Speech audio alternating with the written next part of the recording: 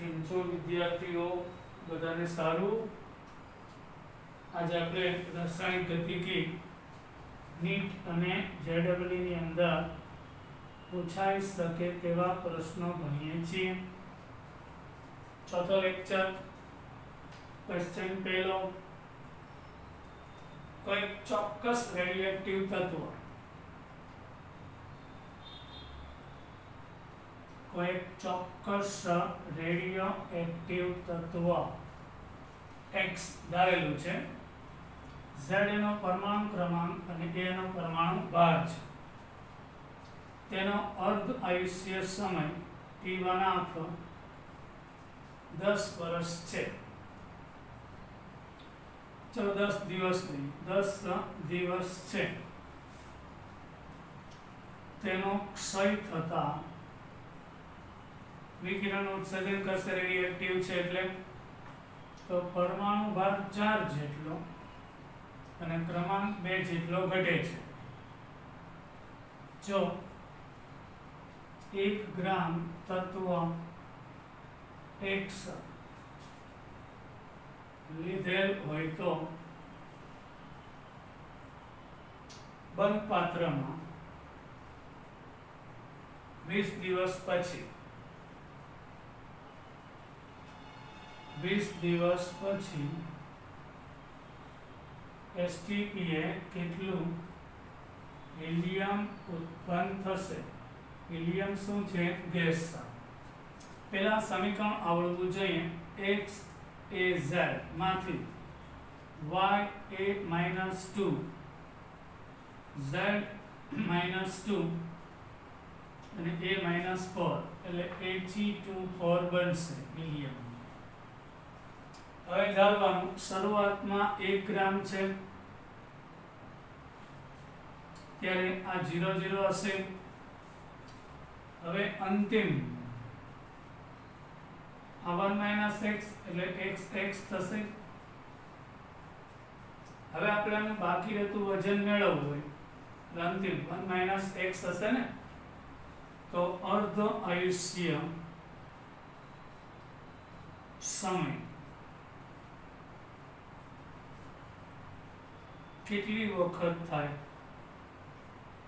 તો કે 20/10 2 વખત એટલે n 2 આવ્યું. આ એટલા માટે આપણે કરીશું કે આપણી અંતિમ સાંદ્રતા 1 ગ્રામ માંથી કેટલા ગ્રામ થઈ તે મળશે. એટલે સૂત્ર છે અંતિમ સાંદ્રતા માટે R0 1/2 આ 1 ગ્રામ, 1 ની n ઘાત એટલે 1 2 n બરાબર 2 મૂકીએ એટલે 1/4 એટલે 1/4 થશે. તો હવે આ શું આવ્યું? અંતિમ સાંદ્રતા 1/4 ગ્રામ થશે. તો આપણે x ગોતવો પડે ને, x ગોતવો છે. 1 - x આવી ગયું. 1 - x બરાબર 1/4. તો x બરાબર 1 - 1/4 અને આમ લઈ જાય તો 4 - 1 એટલે 3/4 આવશે આટલા ગ્રામ. એટલે કે આપણે મોલની ભાષામાં લઈએ તો 3/4 હિલિયમ 3/4 આવ્યું. તો આપણે વાત કરીએ એસટીપીએ 1 મોલ એટલે 22.4 લિટર. તો 3/4 મોલ એ કેટલા? એટલે 3/4 ગુણ્યા 22.4 એટલે 16.8 લિટર એસટીપીએ બનશે. અહીં આપણે 1 છે, સોરી મોલની ભાષામાં લેવાનું. તો મોલની પરિભાષામાં જવાબ આવી જાય અને x મોલ બને તો x ની કિંમત ગઈ. અંતિમ સાંદ્રતા ઉપરથી આપણો જવાબ થશે એટલે 16.8 લિટર હિલિયમ બનશે. પછી એક દાખલો છે.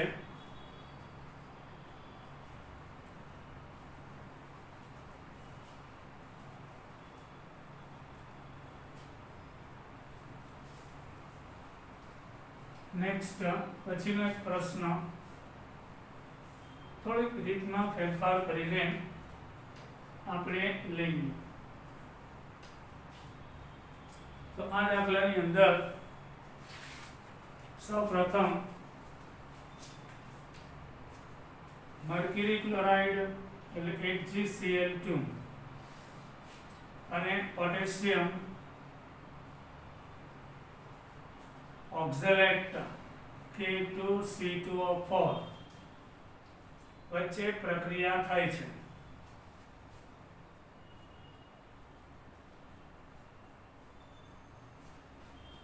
મર્ક્યુરી ક્લોરાઇડ અને પોટેશિયમ ઓક્ઝેલેટ વચ્ચે અસોન્સ તાપમાને કરેલા પ્રયોગ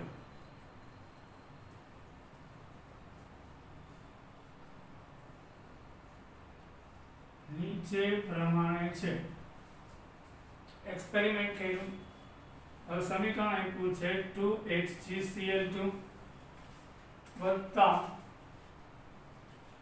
K2C2O4 પોટેશિયમ ઓક્ઝેલેટ એમાંથી 2KCl પ્લસ 2CO2 અને Hg2Cl2 મર્ક્યુરસ ક્લોરાઇડ આપે છે. મર્ક્યુરી ક્લોરાઇડમાંથી મર્ક્યુરસ ક્લોરાઇડ. તો પહેલો પ્રયોગ કરેલો છે પ્રયોગ 1, 2 અને 3. HgCl2 ની સાંદ્રતા મોલારિટીમાં, પોટેશિયમ ઓક્ઝેલેટ એની સાંદ્રતા પણ મોલારિટીમાં, સમય મિનિટમાં અને HgCl2 મતલબ કે મર્ક્યુરસ ક્લોરાઇડ એના મોલ આપેલા છે અવક્ષેપિત થયેલા. રાજીભાઈનું એના મોલ આપેલા છે. રકમમાં થોડો ચેન્જ આવે છે. આ 0.0836 0.0836 0.0418 અને 0.404 મોલારિટી. આ 0.202 અને 0.404. ત્યારે સમય છે 65 મિનિટ, 120 મિનિટ અને 60 મિનિટ. ત્યારે અવક્ષેપિત થયેલું વજન છે 0.0068 મોલ, પછી 0.0031 મોલ અને 0.0032 મોલ હોય તો આ પ્રક્રિયા માટે એક્સપેરિમેન્ટલ ડેટા આ છે.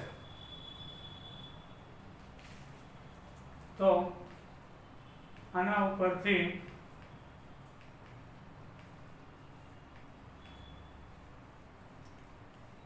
આપણે ગોતવાનું છે પ્રક્રિયાનો ક્રમ. ઓવરઓલ પ્રક્રિયા ક્રમ જણાવો. આ પ્રક્રિયાનો પ્રક્રિયા ક્રમ કેટલો થશે તે જણાવો.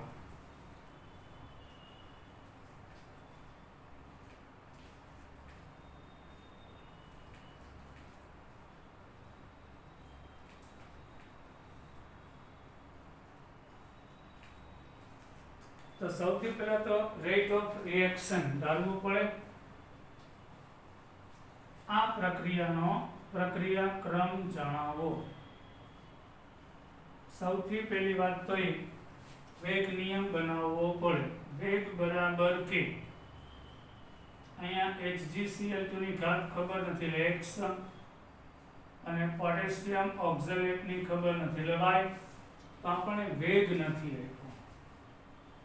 આના ઉપરથી મળશે મોલ ના છેદમાં 10.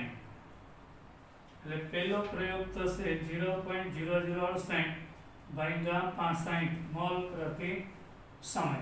એટલે મોલારિટી પ્રતિ, કારણ કે કદ નથી એટલે 1 લિટર લઈ લે એટલે મોલ પ્રતિ લિટર એટલે મોલ પ્રતિ સમય એટલે મોલ પ્રતિ લિટર એટલે મોલારિટી છેદમાં સમય એટલે વેગ આવશે આપણો મોલારિટી પ્રતિ મિનિટ કે. આ 0.0836 એની x ઘાત, આ 0.0404 એની y ઘાત બીજું 0.0031 ખબર પડી ને, મોલ પ્રતિ સમય, મોલારિટી પ્રતિ સમય, આ 120 થશે. અહીંયા કે 0.0836 ની x ઘાત અને 0.202 એની y ઘાત. પછી ત્રીજું આવશે પરિણામ વેગ 0.0032 એને ભાગ્યા 60 એટલે કે 0.0418 એની x ઘાત અને 0.404 એની y ઘાત. સમીકરણ નંબર 3. હવે આ ઉપરથી વિચારો કયા બે પદ સમાન છે તો ઉડી જશે.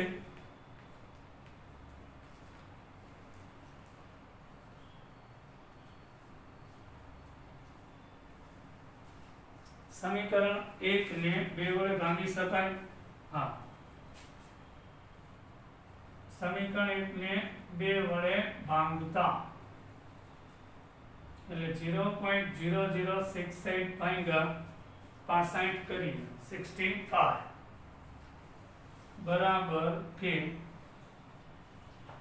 0.0836 ની x ઘાત અને 0.0404 ની 0.404 ની y ઘાત.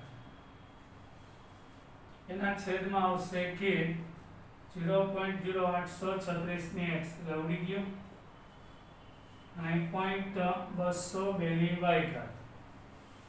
હજી આના છેદમાં 0.0031 ભાગ્યા 120. તો આ ભાગાકાર આવશે. પહેલા તો આને આના વડે ભાંગો એટલે લગભગ 2 જેવું થશે. 120 ભાગ્યા છેદનો છેદ અંશમાં જ હશે એટલે 120 ભાગ્યા 65 આવશે. આ ઓલ રેસ ટુ y એટલે 0.404 ભાગ્યા 0.202 એટલે 2 આવશે. તો અહીંયા પણ લગભગ 4 આવશે. તો અહીંયા આગળ 4 એટલે 2 નો વર્ગ અને 2 ની y ઘાત એટલે y બરાબર 2 મળશે. આ થઈ y બરાબર 2. હવે રકમને કાઢી નાખું છું અહીંયા નકર સમયની દાખલો. હવે આપણે x શોધવું છે. સમીકરણ 1 ને 3 વડે ભાંગતા આ બે સમાન પદ ઉડી જશે. સમીકરણ 1 ને 3 વડે ભાંગતા એટલે 0.0068 ના છેદમાં 65 એના છેદમાં 0.0032 ભાગ્યા 60 બરાબર કે 0.0836 ની x ઘાત અને 0.404 ની y ઘાત કે આ 0.0418 ની x ઘાત 0.404 ની y ઘાત આવડી જશે. આનો ભાગાકાર આવશે 2. અહીંયા 2 અને 60 ભાગ્યા લગભગ 2 આવશે. 2 point something એટલે 2 બરાબર આનો આવશે 4 દુ 8 18 દુ 36 એટલે 2 raised to x. તો x બરાબર 1. તો આપણો કુલ પ્રક્રિયા ક્રમ x plus y 2 plus 1 બરાબર 3 થશે. આવ કદાચ નીટમાં માઇનર ચેન્જ કરે દાખલો પૂછાઈ શકે એટલે આપણે શીખ્યા.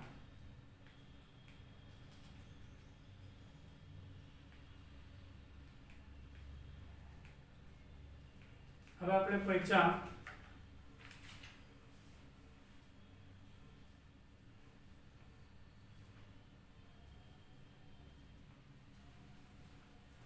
નેક્સ્ટ દાખલો ત્રીજો સોરી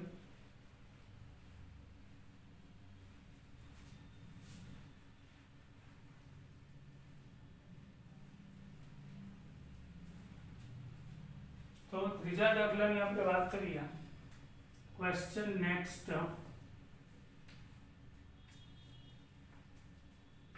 પ્રક્રિયા 3a gives 2b. આ એક પ્રક્રિયા છે. 3a plus 2b gives નિપજ છે. આમ છે. આ પ્રક્રિયા માટે વેગ બરાબર k a into b raised to square છે. આ વેગ નિયમ આપેલો છે. જો a ખૂબ જ વધુ માત્રામાં લેવામાં આવે તો પ્રક્રિયાક્રમ કયો થશે?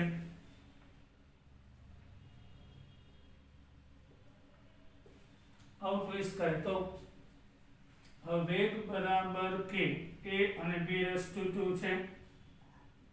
એની સાંદ્રતા ખૂબ જ વધુ હોય તો આપણે ધાર્યું તો 3a plus 2b gives નિપજમાં આ 0.1 હોય અને આ 30 મોલારિટી હોય તો આ વપરાઈ જાય તો આમાંથી 29.9 બાકી રહેશે. જાણે કે અચળ હોય તેવો આભાસ થાય ત્યારે આપણે એને અચળ લઈ લઈએ. ત્યારે આવા કેસમાં પ્રક્રિયાક્રમનો જવાબ 2 આવશે. ત્યારે એના સંદર્ભમાં પ્રક્રિયાક્રમ લેવાનો નહીં. એની સાંદ્રતા ખૂબ જ વધારે ધરેલી છે એટલે b ના સંદર્ભમાં પ્રક્રિયાક્રમ 2 થશે. Next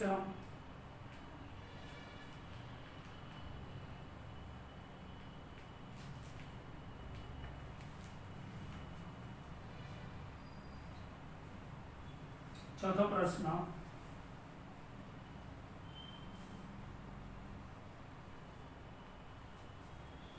question number 4. HI નું વિઘટન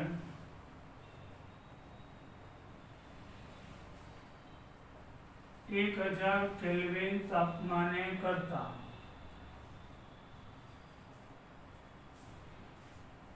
2HI માંથી H2 plus I2 બને છે અને નીચેની માહિતી તારવેલી છે તો પ્રક્રિયાક્રમ જણાવો.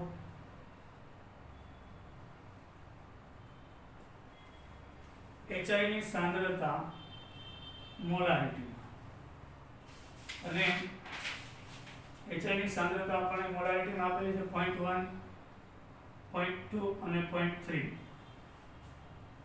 ત્યારે HI ના વિઘટનનો દર એટલે કે વેગ એ શેમાં હોય? વેગનો એકમ તો ફિક્સ જ છે, મોલ પ્રતિ લિટર પ્રતિ સેકન્ડ.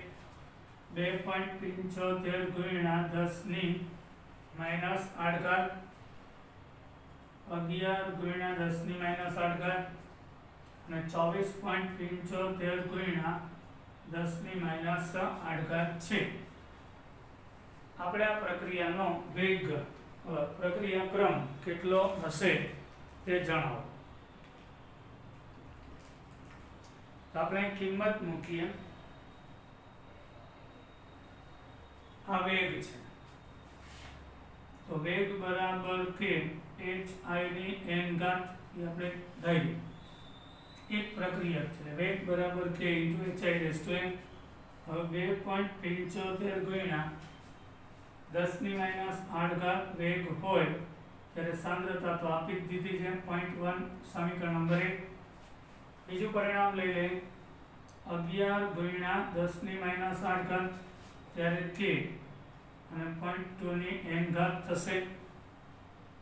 સમીકરણ 2 ને 1 વડે ભાંગીએ. મોટા અને નાના વડે ભાંગાય. સમીકરણ 2 ને 1 વડે ભાંગતા એટલે 11 ગુણ્યા 10 ની -8 ઘાત 2.75 10 ની -8 ઘાત k 0.2 raised to n અને 0.1 raised to n.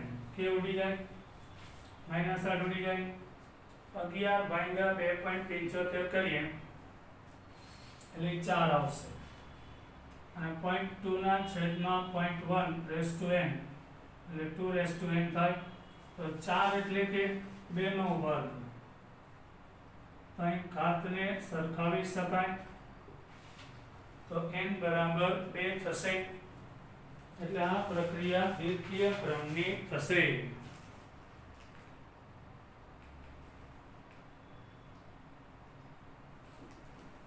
નેક્સ્ટ પછીનો પ્રશ્ન છોકરાઓ તમારા માટે આ મહેનત એટલે કરું છું કે કદાચ નવા કારણ કે નીટમાં પ્રશ્નો રિપીટ થતા નથી તો એ ફેરવશે ને તો આ રીતે ફેરવશે એટલે લેક્ચર આખો જોવાનો તમને ફાયદો થશે. આ ટાઈપના દાખલા પૂછાશે. હવે આપણે આગળ જઈએ. નવો ક્વેશ્ચન છે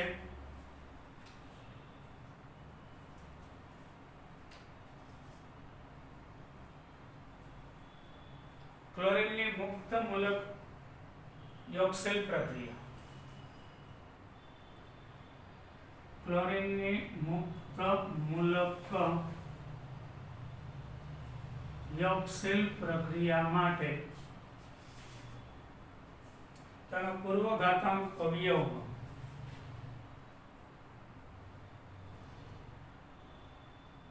E આ રીતે સચળાંક પૂર્વઘાતાંક અવયવ એટલે 2 ગુણ્યા 10 ની 13 ઘાત સેકન્ડ ઇન્વર્સ છે તો STPA તેનો વેગ અચળાંક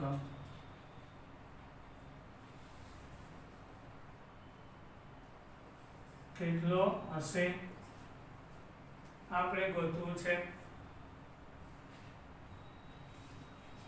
હવે યાદ રાખજો મુક્ત મૂલક પ્રક્રિયા માટે સક્રિયકરણ ઉર્જા 0 હોય છે. અહીં ક્લોરીન વચ્ચેનો બંધ સૂર્યપ્રકાશની હાજરીમાં તૂટે મુક્ત મૂલક બને અને યોગશીલ પ્રક્રિયા આપે એની સક્રિયકરણ ઉર્જા 0 હોય છે. એટલે k બરાબર a e raised to minus ea upon RT થાય. એમાં e તો 0 થઈ ગયું તો કોઈ પણ સંખ્યાની આટલો સહેલો દાખલો હતો 0 ઘાત એટલે 1 તો k બરાબર a થઈ જશે. તો ડાયરેક્ટ 2 ગુણ્યા 10 ની 13 ઘાત છે ને જાદુ રકમ જોઈને બીક લાગે દાખલો બહુ જ સહેલો હોય છે. અહીં k બરાબર a થઈ જશે.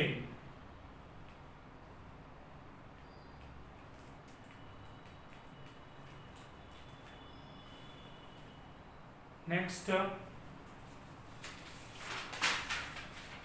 એના પછીનો દાખલો આપણે લઈએ.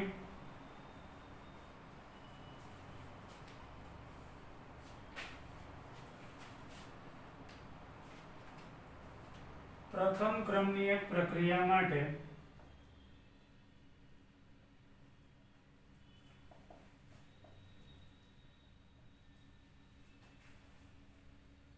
સક્રિયકરણ ઉર્જા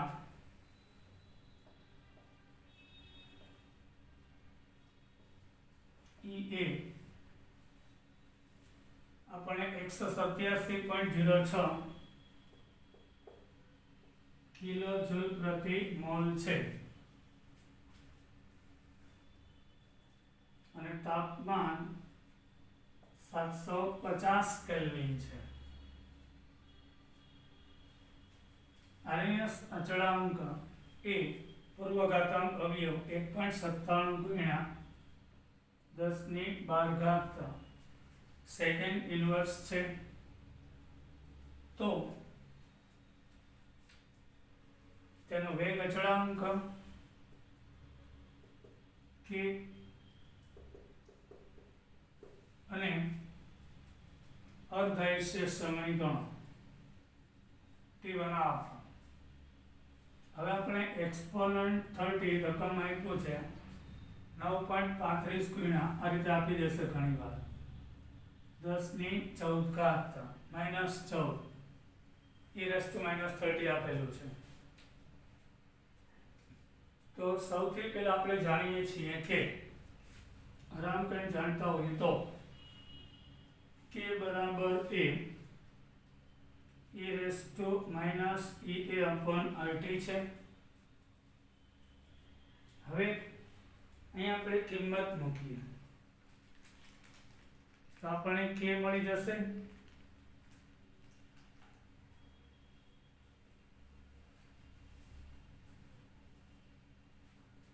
એ કેટલો આપ્યો છે 1.97 ગુણ્યા 10 ની 12 e રેસ ટુ ea એટલે સક્રિય કણ ઉર્જા 187.06 10 ની 3 ઘાત લઈ લો કિલો જૂલ ને જૂલમાં ફેરવીએ.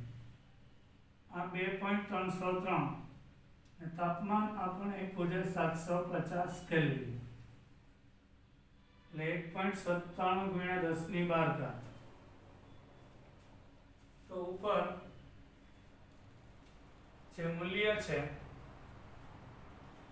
એ લગભગ 30 આવે છે, રાઉન્ડ અબાઉટ 30 એટલે આપણે આપેલું છે. અને e/30 ની કિંમત 9.35 ગુણ્યા 10 ની -14 ઘાત છે. તો 0.184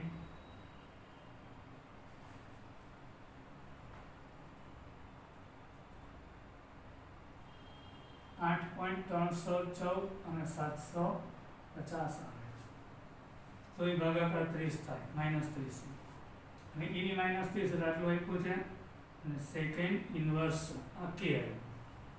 k મળી જાય એટલે t1 આપ મળી જ જાય. શું છે સૂત્ર t1 આપ બરાબર 0.693 અપોન k.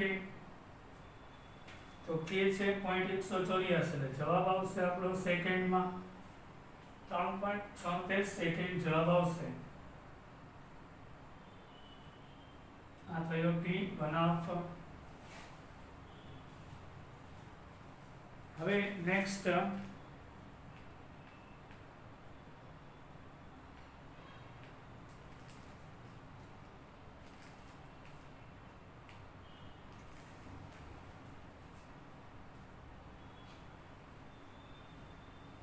એક પ્રક્રિયા ધ્યાન આપજો.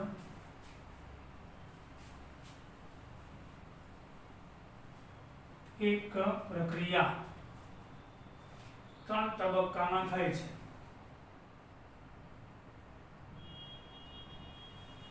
એક પ્રક્રિયા 3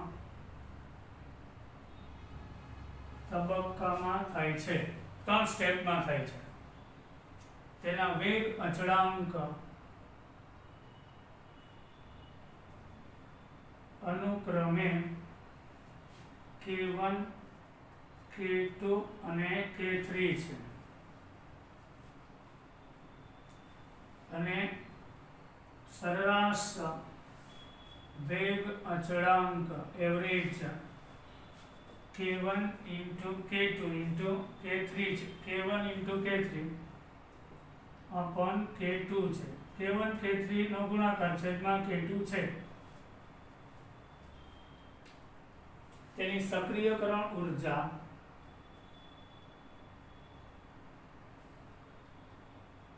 અનુક્રમે 30 40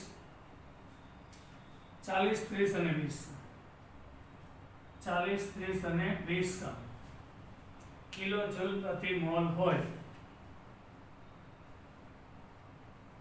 તો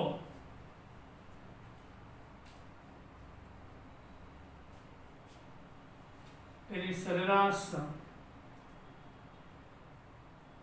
સક્રિયકરણ ઉર્જા ગણો. અહીં એ અચળ છે દરેક તબક્કા માટે, આવો રકમ આપેલું છે. તો વિચારો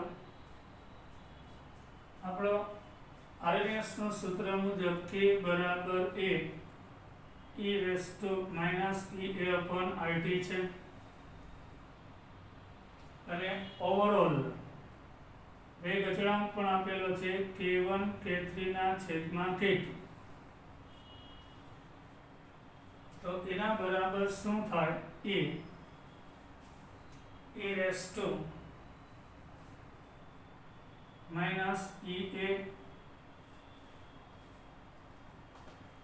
EA ફર્સ્ટ પહેલા માટે વત્તા E3 ત્રીજા માટે એ બેનો સરવાળો અને માઈનસ E2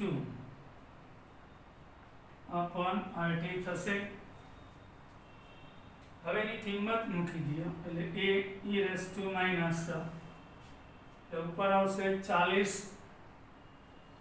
વત્તા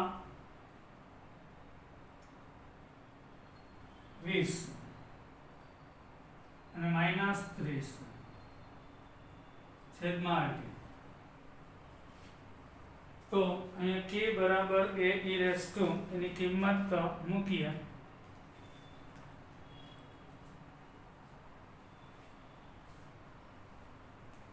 તો a e 60 માંથી 30 જાય 30 એટલે 30 આવ્યું.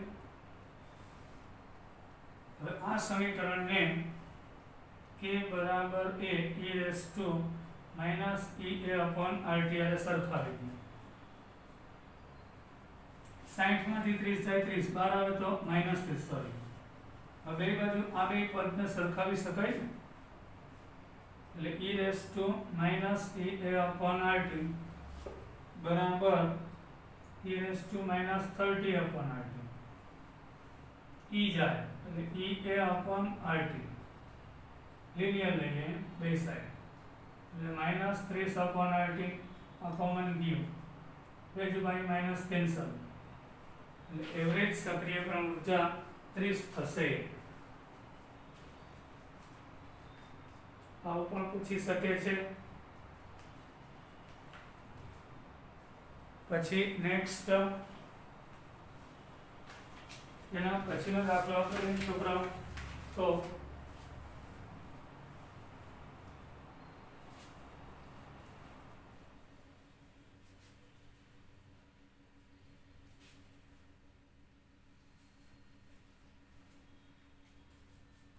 કોઈ વાયુમય પ્રક્રિયા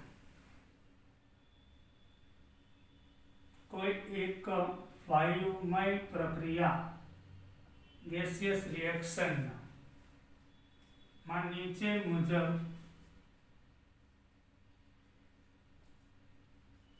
માહિતી આપેલી છે એટલે A gives B.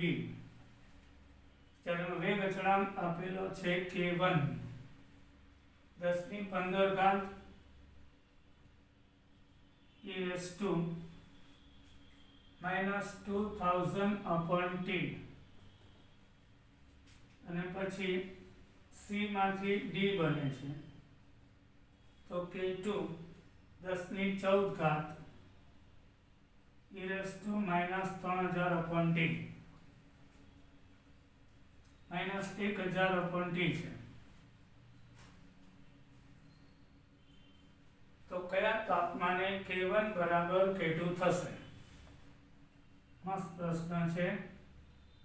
કયા તાપમાને k1 બરાબર k2 થશે? હવે પહેલી વાત તો અહીં k1 અને k2 સમાન આપી દીધું એટલે સરખાવી દઈએ 10^15 e raised to 2000 upon t and 10^14 e raised to minus 1000 upon t. હવે અહીંયા આગળ બંને બાજુ સરખાવી દીધા પછી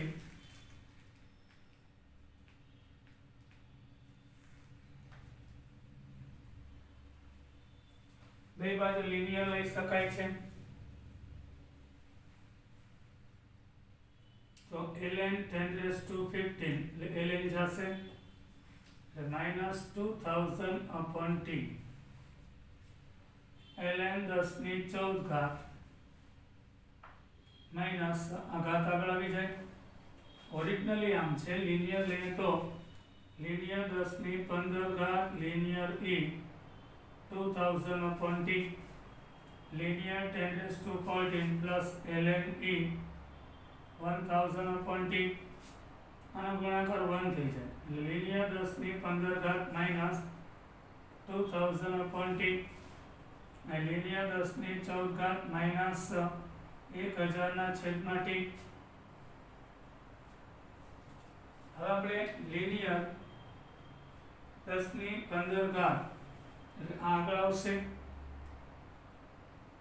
અને ઓલી સાઈડ લઈ જાય એટલે લિનિયર 10 ની 15 ઘાત માઈનસ લિનિયર 10 ની 14 ઘાત એટલે minus 1000 t plus 2000 upon t થાય. હવે અહીંયા આગળ લિનિયર 10 raised to 15 અને 14 બાદબાકી એટલે ભાગાકાર. હવે 2000 t માંથી 1000 t જાય એટલે 1000 upon t આવે. અહીં લિનિયર 10 એટલે 1000 upon t તો 2.303 log 10 થાય બરાબર 1000 t. log 10 ની કિંમત 1 એટલે 1000 ભાગ્યા 200 2.303 એટલે 434.2 કેલ્વિન આવશે આપણો જવાબ. એટલે આ તાપમાને K1 બરાબર K2 થશે. K1 equal to K2 થશે.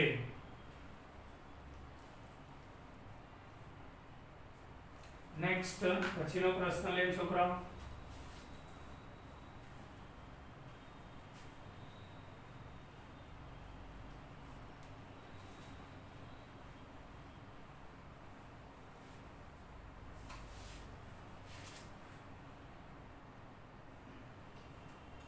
રાસાયણિક પ્રક્રિયા N2 gas plus 3H2 gas એમાંથી 2Na3 ગેસ બને છે ત્યારે 22 કિલો કેલરી ઉષ્મા મુક્ત થાય છે. 22 કિલો કેલરી ઉષ્મા મુક્ત થાય છે. આ પ્રક્રિયાને સક્રિયકરણ ઉર્જા EA 70 કિલો કેલરી છે.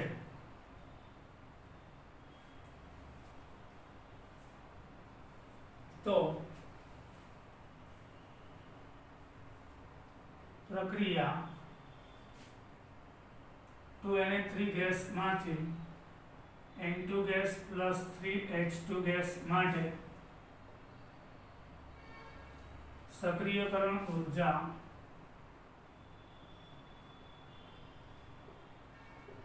કેટલી થશે? બહુ મસ્ત પ્રશ્ન છે. જો પહેલી વાત તો આ પ્રક્રિયામાં નિપજ સાથે ઉષ્મા મળે એટલે પ્રક્રિયા ઉષ્મા શોષક છે. એટલે અહીંયા આપણે સ્થિતિ ઉર્જા લઈએ છીએ, અહીંયા પ્રક્રિયા અક્ષ લઈએ છીએ. એટલે જો પ્રક્રિયા ઉષ્મા શોષક હોય એટલે અહીંયા N2 પ્લસ 3H2 આની એક્ટિવેશન એનર્જી આપી છે 70 કિલો જૂલ. આ પ્રતિગામી દિશાની ગોતવી છે કારણ કે 2NH3 માંથી N2 એટલે E ડેશ A.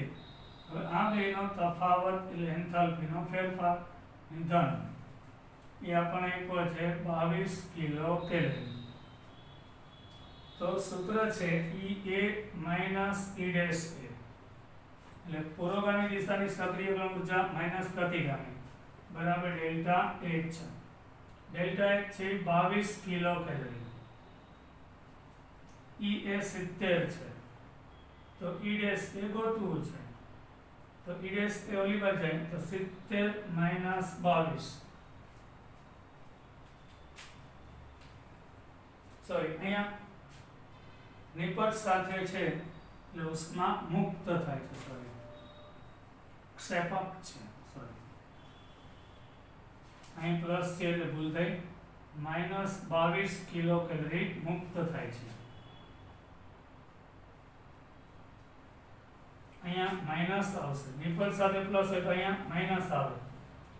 તો હવે 70 વત્તા 22 થશે તો 92 કિલો કેલરી જવાબ થશે. સારું શીખાઈ ગયું.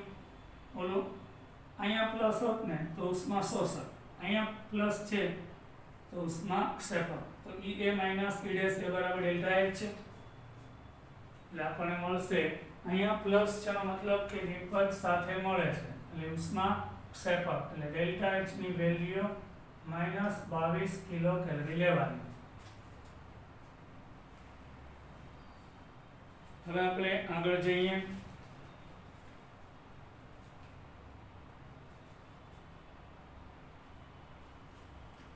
કોઈ એક સમાંતર પ્રક્રિયા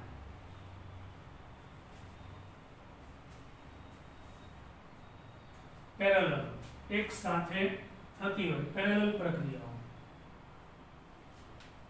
સમાંતર પ્રક્રિયાઓ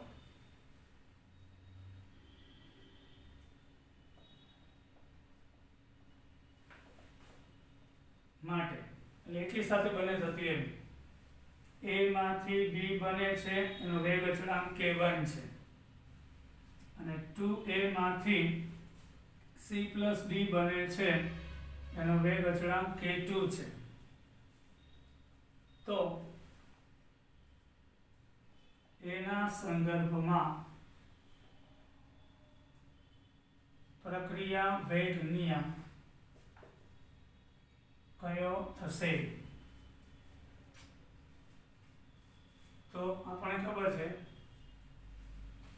આના સંદર્ભમાં એટલે બે પ્રક્રિયા પેરેલલ થાય. આમ A માંથી B થાય અને 2A માંથી C plus D થાય, પેરેલલ થાય છે. તો અહીંયા આગળ K2 છે, K1 છે, બંને એકી સાથે થાય છે. તો આ પ્રક્રિયા માટે વેગ dA/dt બરાબર K1 into A. K1 into A. હવે આના મોલ 2 છે એટલે 2 આને પણ ગુણાશે +2 K2 અને A² આવી થશે. આ 1 મોલ છે એટલે K1 એક વખત. આગળ તત્વ યોગમિતિ ગુણાંક એટલે એક વાર ગુણવાનું A. ભાઈ આના મોલ 2 છે એટલે K2 ને 2 વડે ગુણવાના અને સ્ક્વેર કરવાનો. એટલે આ થયો વેગની રજૂઆત. વેગ નિયમની રજૂઆત આવી થશે. હવે આપણે વાત કરીએ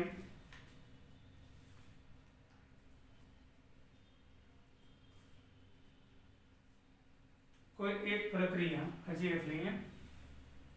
આવો જ ક્વેશ્ચન છે સમાંતર પ્રક્રિયાઓનો. આજે સમજાય ને એક પ્રક્રિયાની ક્રિયાવિધિ નીચે મુજબ છે. મતલબ એને આપણે મિકેનિઝમ કહેશું.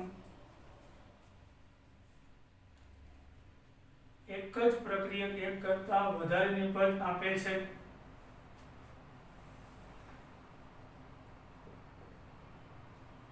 એક જ પ્રક્રિયક એક કરતા વધારે નિપજ આપે છે. પેરેલલ છે એક કરતા વધારે અને તે પ્રથમ ક્રમની પ્રક્રિયા છે.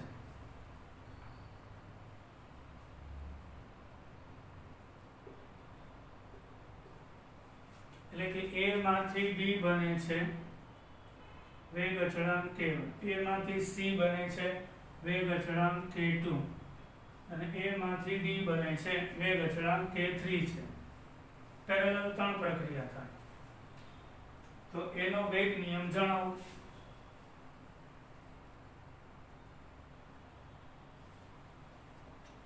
તો આપણને ખબર જ છે છોકરા આ તત્વ યોગમિતિ ગુણાંક 1 એટલે વેગ मतलब -dA/dt K1 into A.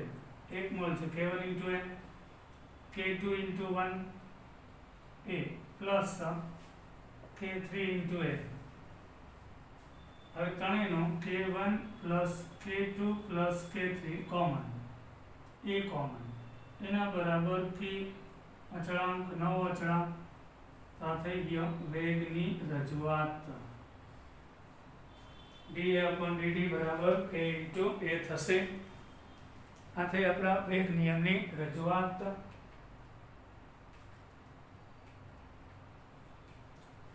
આપણે આજે અહીં સુધી રાખીએ છોકરાઓ. વધુ કાલે મળીશું.